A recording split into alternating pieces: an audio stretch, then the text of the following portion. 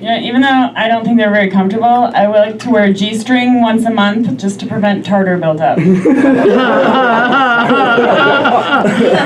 like to be healthy, you guys. You know, some women, they like to date assholes. They want a player because they like the challenge of the pursuit. But not me. I like to date a nice guy. I like the challenge of turning him into an asshole. Which I've actually gotten really good at. Used to take me a year, now I can do it 3-4 months, tops. You know someone, a little too sweet, a little too nice, super honest, send him my way. Fix him right up for you. But I did have one boyfriend, he was so nice that like, I just could not turn him into an asshole, you know, no matter how hard I tried. But of course, like, he was the one that got away, you know? That's why now I have bars on my windows. I'm not going to fall for that again. I'm not going to let another one go. You ever sit down on a plane and right away you smell really strong BO and you know that it's you? So did it again. And like, I never used to pay attention to the safety video on the plane, but now I do. So throughout the video they keep saying, tighten your buckle, put it in your buckle, but once in a while to make sure you're paying attention they will say butthole. And ever since I learned that, I always pay attention to the safety video. And actually, if you fly United, you get 10,000 frequent flyer miles for every butthole you catch. It's a really great deal. The best thing about legalized recreational weed is that I no longer have to pretend to have debilitating homophobia just to get a prescription. You know, I can just buy my weed without false pretenses. You know, in England, they call gay people cigarettes. And in China, all the vape pens are clean air flavored. It's like, it's a nice change. Yeah. Some people, like, they visit somewhere and they adapt right away to the culture. Like, some people go to England for a month and they come back with an accent. I went to New Orleans for 3 days, and I came back openly carrying booze everywhere that I go. Yes. Like, that culture really spoke to me, and you too. Yeah, we're on the same New Orleans page. I'm with you on that. I'm sure you guys can all tell from my accent that I'm vegan. I've been vegan for like 18 years. Sometimes I tell people that and they're like, bullshit, you haven't had any animal products in 18 years? I'm like, all right, you know what? Sometimes one gets by the goalie, right? Like, I do my best. But sometimes I see a brownie and I'm like, damn, there's eggs in that brownie. But there's also weed in that brownie. Little known vegan loophole, drugs always win. That is what makes it a tolerable lifestyle. But I think I'm gonna go on a raw diet as well because it seems like healthy and my gas got shut off.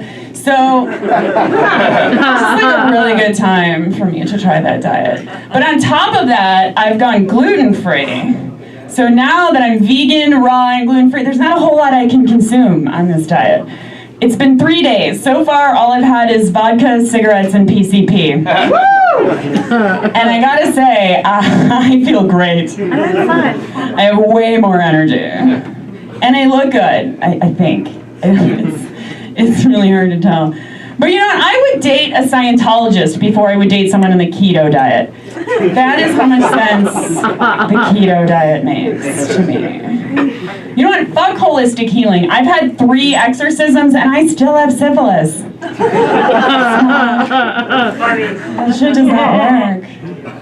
But I am writing a diet book on how to lose weight. You know, chapter 1, stop eating. Chapter 2, Adderall, you're gonna need it.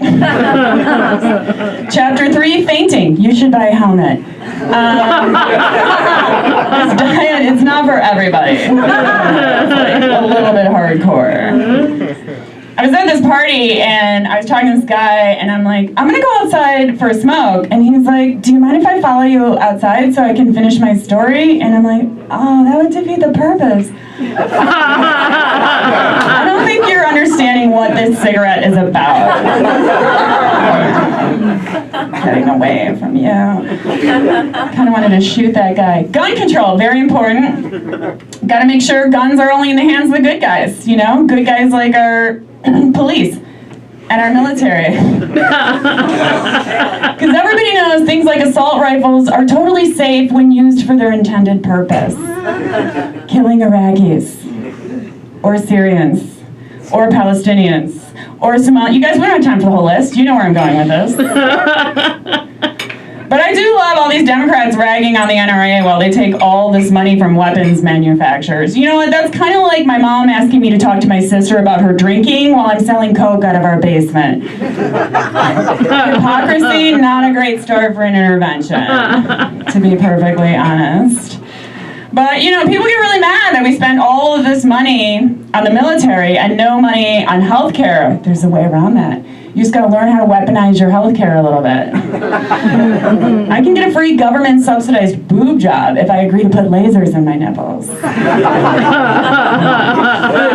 can get a free government-subsidized abortion if I convince my doctor I'm pregnant with an illegal immigrant. Work within the system that you have. You know, but come on, like, let's all admit it. Tearing immigrant children away from their parents, so much cuter when Obama did it. There was always a teddy bear involved. It was revealed last year by WikiLeaks that Samsung smart TVs, if you own a Samsung smart TV, there is software embedded in that TV that allows the CIA to remotely flip on a microphone and eavesdrop on you. And ever since that was revealed, Samsung has sold a lot more TVs to people who are really lonely. And they just want to believe someone might be listening to them. They don't really care who. So since then, I just wander around my apartment shouting at appliances, "Help me! Help me!"